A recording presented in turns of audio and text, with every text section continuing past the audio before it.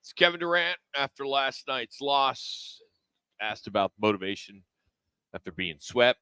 Scott Williams joins us, three-time NBA champion. He's been there before. Scott, have you been swept ever in the first round in your days playing in the NBA? You played a long time.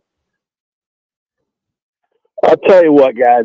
I love you guys to death, but there's about 1,000 other places I'd rather be than on the phone with you on this Monday morning to have to talk about my beloved Suns basketball, going down to a broom sweeping after 2 games, hearing my heart out chanting defense, defense for 48 minutes because that was tough to watch. It was tough to watch a team that I was so excited for the start of the season. And I bought in so hard when they had the big three and they got Bradley Beal here to never see it materialize.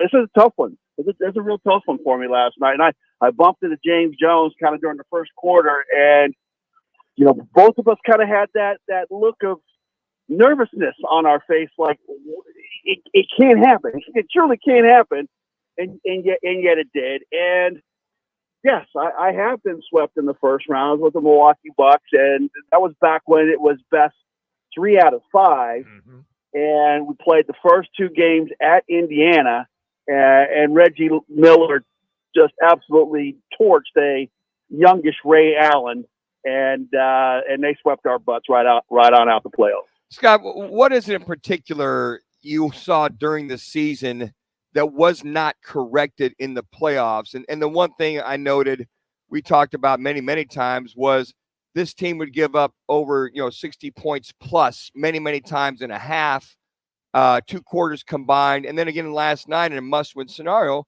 they gave over 60 plus points in the second half. So that being said, me being a Suns fan since day one, when they got here, I'm in the 7th grade. What was it you had a hard time stomaching throughout the year, and then it carried over into the playoffs? Yeah, you make a good point there about not being able to get stops.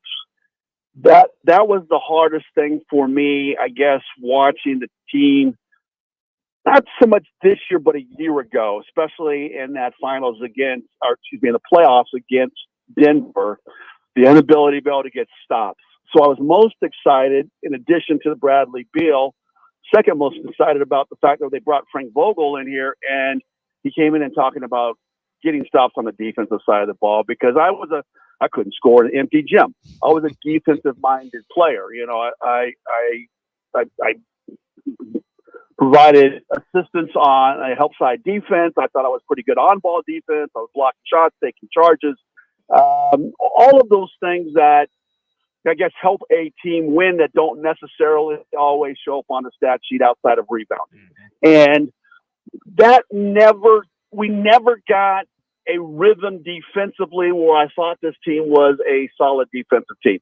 And you saw what a solid defensive team can do to great offensive-minded team in the playoffs, the way Minnesota, obviously number 1 team out of all 30 in the league, ratcheted up, and they got stops when they needed. They got steals when they needed. They got extra possessions on the offensive end for second chance points.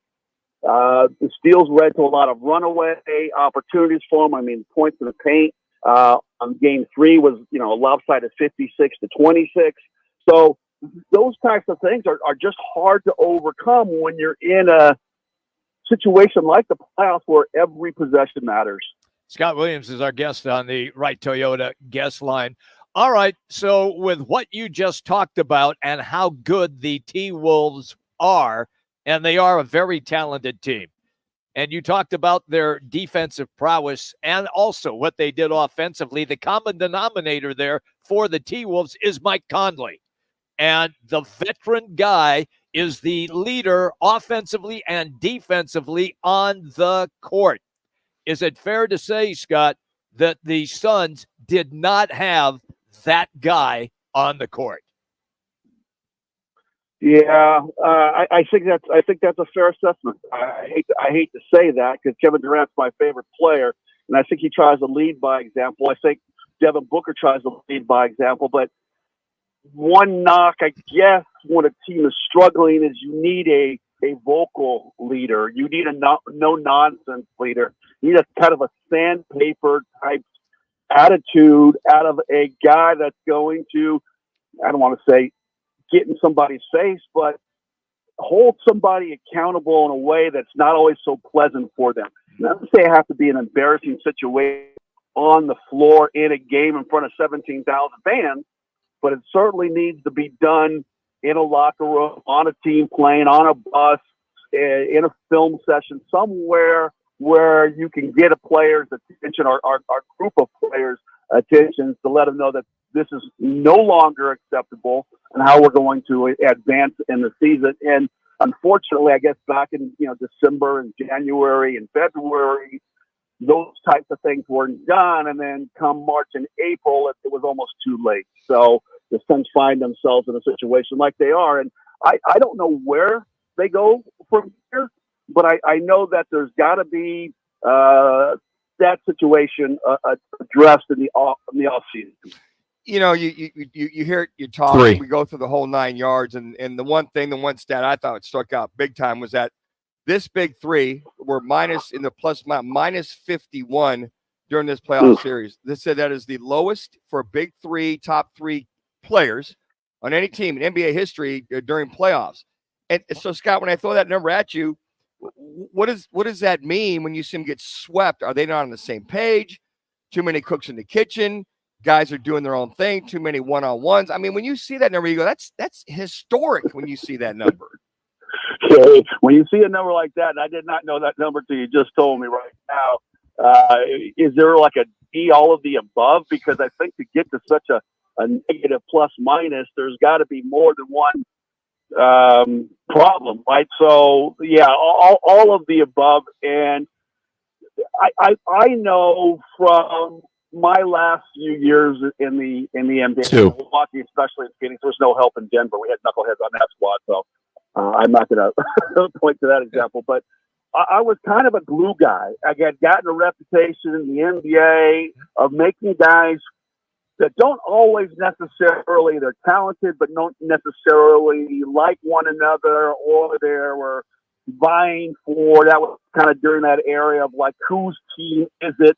Is it Stephon Marbury's team? Is it Penny Hardaway's team? And there was friction amongst the guys. I got a reputation of getting guys to come together, to forget about all the other noise outside of basketball, and let's just have some fun playing the game, getting to know one another.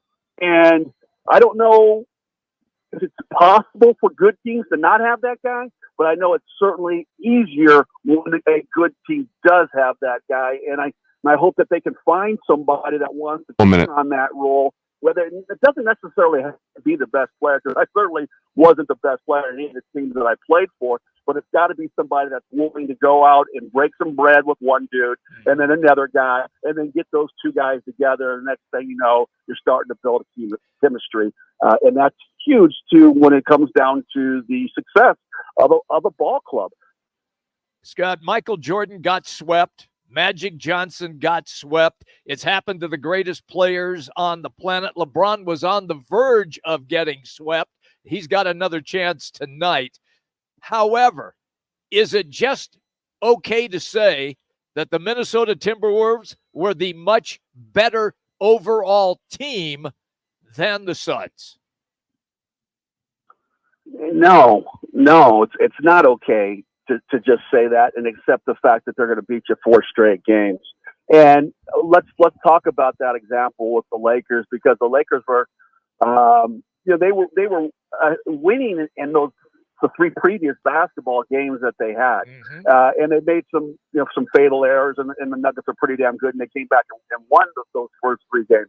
But they switched up their style of play from the first 3 games to the 4th game, and I think that's what it takes in the playoffs, and adjustments that have to be made when a team starts to figure you out and how to shut you down defensively and how to get, baskets when they need offensively.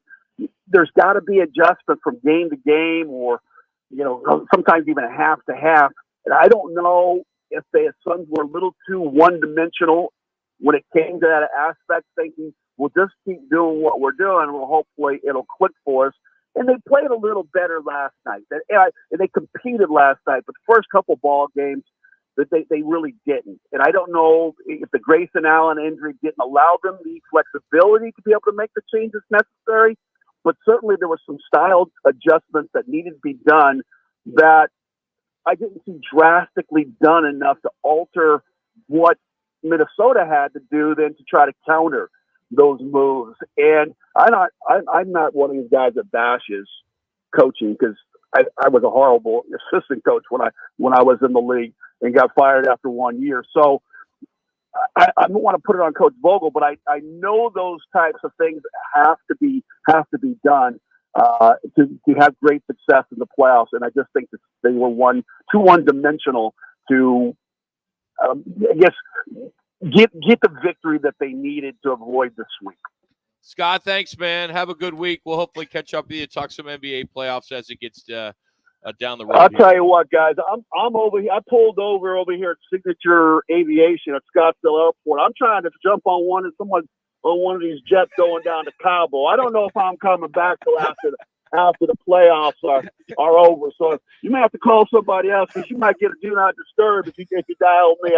This one hurt me hard. I was down there and had my pom-poms out and praying hard. I feel bad for what's the coach Ishbia, Matt Ishbia, because he went all in, and you can't fault him for anything. So the rest of those dudes got to figure it out here. Thank you, Scott. Appreciate it. That's Scott Williams here on Rock'em and News.